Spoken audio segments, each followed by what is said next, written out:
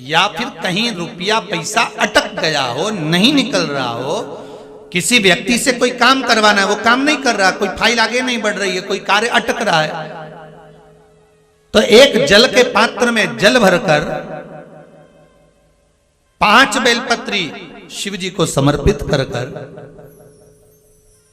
कुंदकेश्वर महादेव का नाम लेकर एक सफेद पुष्प बेलपत्री के ऊपर जो शिव जी को चढ़ाई है उस पर समर्पित कर जल जो लेकर गए हो, अपनी उस कामना को कर कि मेरा ये कार्य अटक रहा है, ये कार्य नहीं हो रहा, कुंदकेश्वर महादेव का नाम लेकर धीरे धीरे जल की धार चढ़ाइए। और एक बात हमेशा याद रखना, फिर निवेदन कर रहे हैं, अच्छे से समझ लेना, शंकर जी पर जब जल चढ़ता है, शिव जी का जब अभिषेक होता है, शंकर जी पर जब जल चढ़ाया जाता है, दूध चढ़ाओ, जल चढ़ाओ, कुछ भी चढ़ाओ, पर एक बात का स्मरण अपने जीवन में होना कि इतने ऊपर से मत चढ़ाना कि जल चढ़े और छींटे आपके ऊपर आए। बहुत ध्यान दीजिएगा।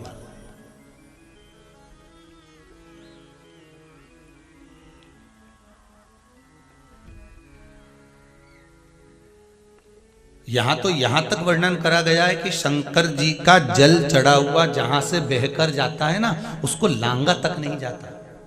यहां लांगते हैं क्या? नहीं ना, परिक्रमा भी करेंगे तो वहीं से लौट कर वापिस इधर जाएंगे। शिव जी का जहां से जल बहकर जा रहा हो, चढ़ा हुआ जल जहां से बहकर जा रहा हो, उसको लांगा तक नहीं जाता। और कई लोग बड़े बड़े आनंद में शंकर जी पे इतनी ऊपर से जल चढ़ाएंगे तो वो छींटे पूरे अपने ऊपर आना चाहिए, शरीर पर आना चाहिए। नहीं नहीं, उसका दोष है महाराज, उसका दोष है।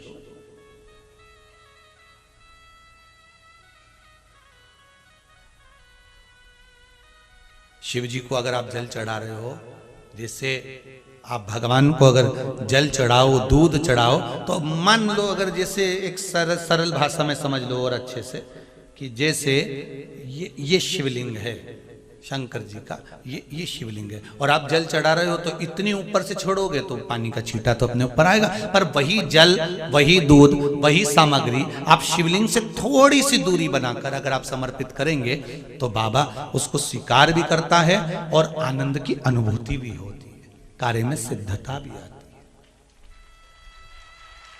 कार्य में उसकी सिद्धता भी होती है। अब तुम तो ऊपर से छोड़ रहे हो जिससे वो पानी तुम्हारे ऊपर ही आए, तो वो एक अलग प्रसंग है, वो एक अलग विषय।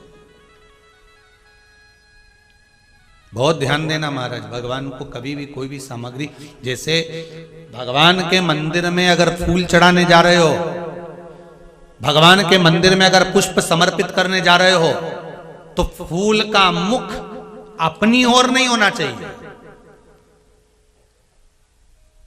फूल का मुख कहां पर होना चाहिए? जम के बोलो जरा, भगवान की ओर।